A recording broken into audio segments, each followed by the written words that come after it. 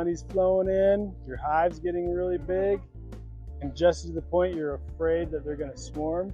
So what do? We're going to add a super. First, I'm going to show you the sign of what to look for, and then we'll go through the process of how you can add your super to give them more space and to take advantage of that honey flow so we can get some honey coming in. So let's dive in really quickly. When I open the hive, obviously they're congested. I can split this box up. They're just full top and bottom. I can pull these frames out and they're just full of bees to the point where they're gonna swarm here in just a little bit if I don't do something about it.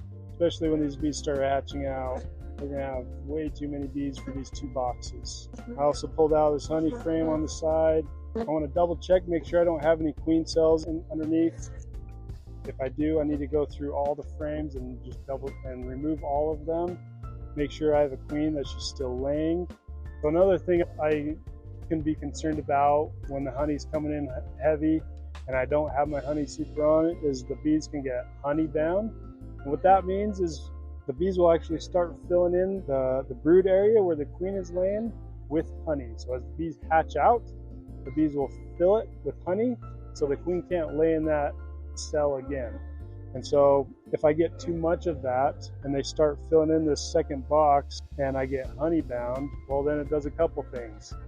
It's going to reduce the area that my queen can actually lay eggs. So over time, I have less bees hatching. And so my hive will actually start to shrink down. So just like anything and everything in beekeeping, it comes down to timing to get your supers on early enough. Make sure that the hive can explode into the box, and so we're not getting backfilled with honey or losing half of our bees to a swarm. So plan accordingly. Make sure you're doing inspections regularly this time of year so that you're prepared for anything that comes across. So you're prepared for any situation that can occur. So right now, I have beat that. I don't have any, these guys are not honey bound, but they're obviously ready for a box. So when I'm adding a honey super, I have a couple options. A lot of the times, I actually don't use a queen excluder. And for those who don't know what a queen excluder is, it's to exclude the queen from getting up into the honey super. So it keeps her down in the brood nest. And so the bees can only pass through this screen here to put honey up into the super. So you don't have brood building up in there.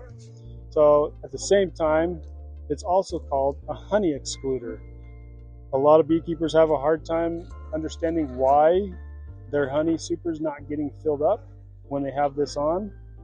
Well, that could come down to a couple reasons. One, it could be your hive isn't ready for it. They're not big enough. Secondly, it's usually sometimes because there's nothing that's attracting them through the screen. If you have just foundation in your honey super, that's not really attractive for a bee. So what I like to do when I put this on is I'll actually take this out and I'll actually put up, if I have one, I'll put a honey frame up in that position.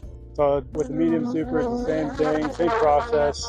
We just different size frames. We have to play it a little differently. So now I'm going to take my honey frame and I'm going to stick it right there in the middle of the honey super. If I have 2, I can take 2 up. But now that's a very attractive frame for a honeybee. That'll draw them up and get them up through the queen excluder. My new frame, I usually like to stick my new frame in the middle of the brood, give them a little something to work on, and for her to lay some eggs in a freshly laid comb. Push everything tight together, and then put my queen excluder on.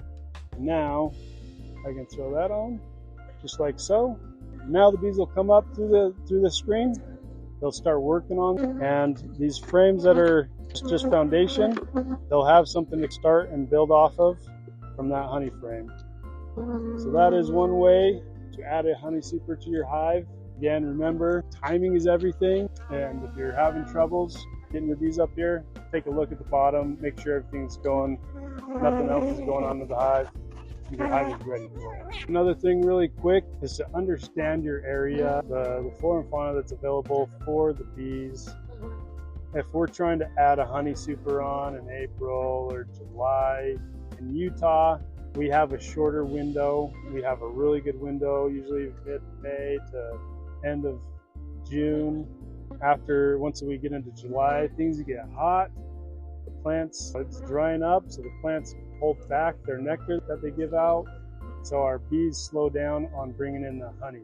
So if you're putting on your honey super in July, you're probably not going to get anything, unfortunately. Sorry to disappoint you.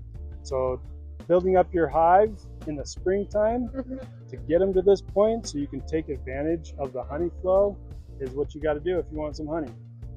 So, which all comes around again to timing. So know your environment, know what's available. Everywhere is different throughout the United States, through the world, and everybody has different honey flows and sometimes multiple honey flows.